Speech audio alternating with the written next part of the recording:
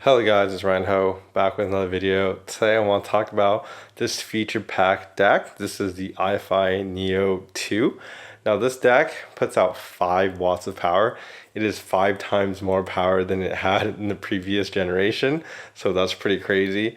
And this thing also has bass boost, presence boost, which kind of boosts kind of like female vocals, kind of the upper mid-range area, which is really cool. And then it also has different filters. I mean, you can see it can stand up sideways. So there's a lot of features that this thing comes with. So let's kind of talk about it. And I did a lot of comparisons with this. So I kind of compared it to a separate DAC amp stack. I've also compared it to other DACs as well.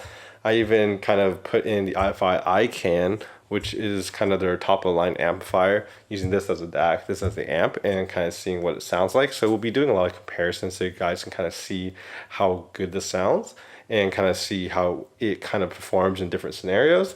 And then, of course, I use the BIS Diana MR as the kind of headphones I use to compare this. Anyways, please like and subscribe. Helps my videos out. And let's kind of dive deep into this DAC and kind of explain the features and everything we like about it, right? And of course, I want to thank Ifi for sending this out for a review. It doesn't affect my review. All right, unboxing the Neo iDsd 2. So this is a nice box. It even has like Japanese lettering in kind of the background, which is quite interesting. We have the iDsd.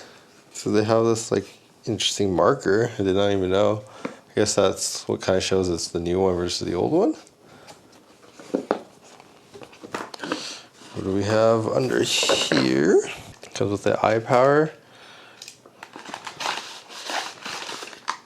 We have the bracket. So this is the bracket. So you basically put your DAC amp right here vertically, so you can kind of have it go vertically. So that's interesting. In here we have some controller. And then we have the RCA cable and the USB cable. It comes with the adapters. We also have the kind of silicone feet that you can add, a battery, and a 1/4-inch adapter. So obviously the first thing that's cool about this DAC amp is you can actually kind of use it upright, and then the screen is like that. And if we rotate it on its side, you can kind of see the screen kind of changes to the side. So it definitely adapts itself in different directions. So taking a closer look at this device, we have the volume dial over here. The volume kind of moves to infinity, which is cool.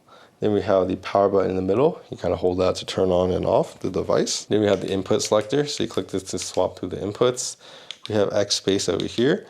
X space is kind of basically crossfeed. So it kind of pumps your right audio to your left cup, and then your left audio into right cup. So essentially it tries to mimic what speakers sound like, which is you kind of hear both audio channels with each of one of your ears rather than completely separated, if that makes any sense.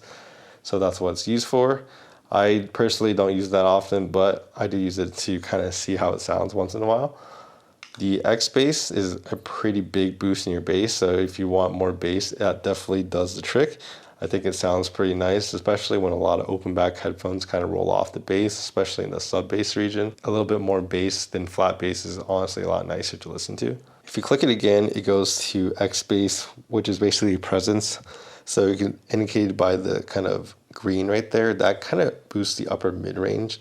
So think like a lot of female vocals in that type of region. So if you want their vocals to kind of pop more, a lot of headphones that are a little recessed in that region. So having that on will definitely help you. And you can actually click it again, and the red is essentially you get both the X bass and a presence boost at the same time, so you get both of them, which is nice. So you have the options to choose each one independently or all of them together. Lastly, we have the gain button, which is pretty funny. So it starts with IE match, which is very low. So if you have IEMs, you would use this one. Then you go to the water droplet, which is the next kind of normal gain. Then you go to fire mode, which is like, I guess medium gain. And you go lightning, which is basically high gain. It's kind of funny how they kind of indicate that with different like logos.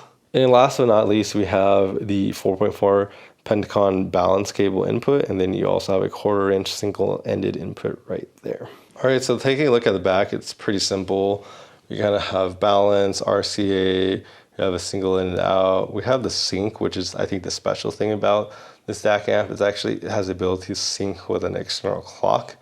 I mean, I don't really have something that can do that, but it's definitely, apparently they were saying that not many kind DACs have that capability, so it has that.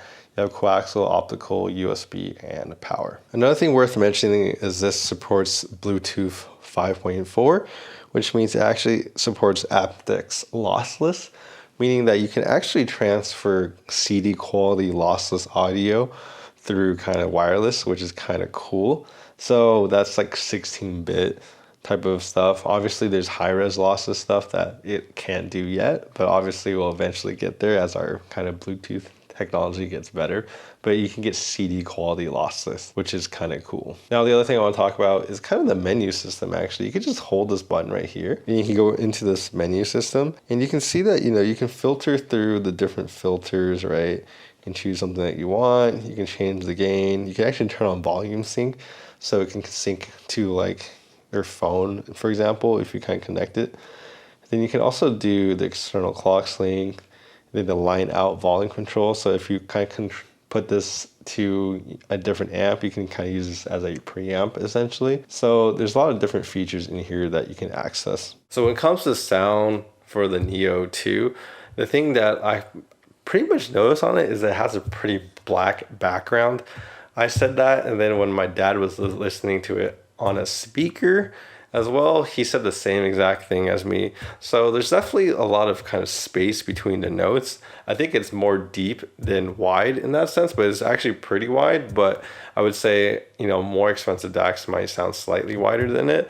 But it's the fact that it's kind of how deep the soundstage kind of sounds on this is quite impressive.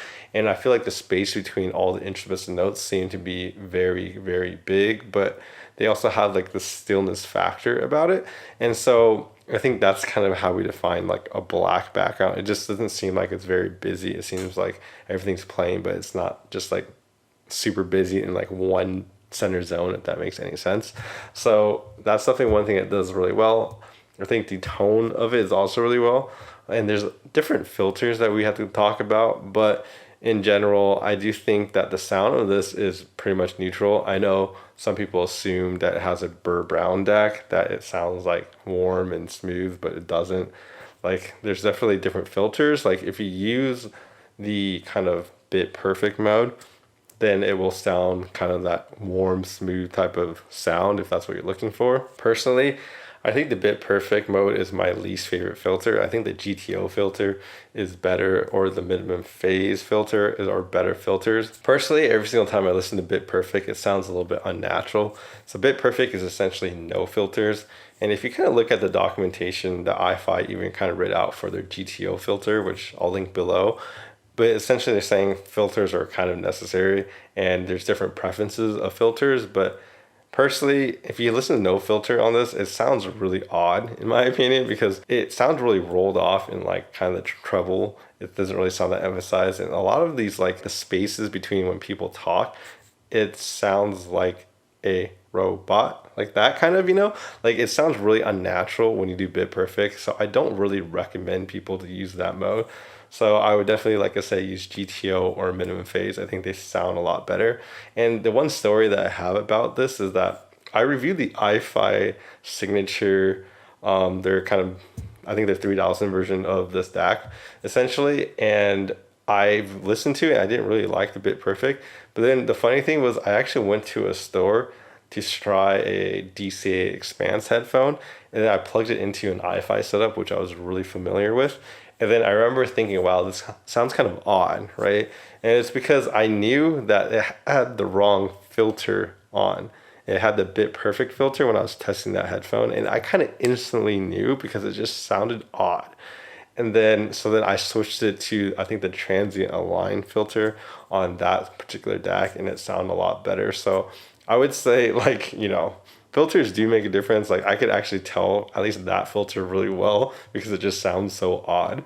But anyways, long story short is just choose the right filter, and it will sound a lot better, trust me. But yeah, so the general tonality of this in the GTO filter, essentially, I think it actually kind of emphasizes the kind of treble a little bit. It sounds a little bit brighter compared to like the minimum phase or the standard filter. That's something I kind of noticed about it. And I do think it is one of the best ones, but there's certain scenarios where I found even the GTO filter to like not perform as I thought it would, I guess, in the sense of like there was an instance where I kind of listened to like two voices layered on top of each other, and I felt like in the GTO filter I couldn't really hear it as well as I could hear it in like the standard or the minimum phase filter. And so it's kind of weird that like which one do I recommend most? I would say probably the standard or the GTO. I think those are two of the like best options. You can just play around with those two. I guess the best way to kind of evaluate the DAC's performance is really to compare it. So I use this Ifi Uno. It's kind of their $80 one in comparison to their $900. Not a very fair fight, but that's kind of just to get a feeling of like, okay, like I need a baseline of like what a cheaper DAC sounds like, right? And then is this $900 DAC sound a lot better than the cheaper DAC, right? And the answer is definitely yes. What I found was just how mid-range focused the Uno is. Like you could definitely hear that the kind of the lower bass notes don't go as low, I guess, and the treble doesn't sound as like high. The notes don't sound like they go as high. And it gives the kind of Uno a mid-range focus type of sound versus on the Neo, it just sounds like all the music has more dynamic range. Everything kind of opens up and you can hear a lot of it. And it doesn't help that the Uno also, because I mean, it is single-ended and you can definitely tell that the notes and everything sound kind of like in your head. Like the soundstage is a lot smaller. Everything sounds really closed in. And when you move to the Neo, everything is just a lot more expansive, a lot more space between the left and the right. And everything just sounds bigger. And so you can definitely tell a lot of that. And then of course, all the notes, they sound just a little bit more rougher around the edges on the Uno. I would say actually a lot rougher in comparison to the Neo. The Neo, you can definitely tell the individual lines of each type of like music playing really, really well. Like when there's a lot of things going on, it's just so much easier to tell on the kind of the Neo too. So definitely it was just kind of a way to ground myself. And I would say, yeah, for sure, this is a lot better, right? It should be for like 10 times the price. So next I moved on to comparing it to another system. So this is the SMSL SU9, and this is the top being A90. This is kind of basically my first kind of DAC amp setup that I've had. I would say, actually, I think the Neo is more neutral sounding than this stack. Now, the funny thing is, like, when I first kind of got in the audio and people were kind of reviewing these, they were saying, like, oh, these are, like, neutral. Like, the A90 is supposed to be, like, the most transparent, neutral thing on the planet. It's not. Honestly, the A90 has a slight warm factor to it. And the Neo actually sounds more linear and more kind of neutral than the A90 does. So I definitely think that's a kind of funny thing that I noticed. The other thing I noticed was that I think if you connect the A90 to the Neo, you actually kind of hear that the A90 definitely sounds a little bit more wider, but it doesn't sound as detailed as a Neo in my opinion. I think the internal amp in the Neo sounds cleaner than the A90, but it doesn't sound as like wide in the soundstage as the A90, so I would give that to the A90 for sure. The DAC uses an ES Sabre DAC. A lot of people say the Sabre DACs are like bright and they're glary. That's kind of an assumption, to be honest. Like I find that SMSL in general, their DACs actually, they kind of make it a little bit more warmer tilting on the DAC. So even though it's a Sabre DAC, it's actually not bright. And this one's actually not that bright. It's actually pretty warm. So in comparison, the Neo actually is kind of more neutral and brighter than the SMSL DAC as well. So I think people just assume things based off like the DAC chip, but if you actually listen to it, they sound different.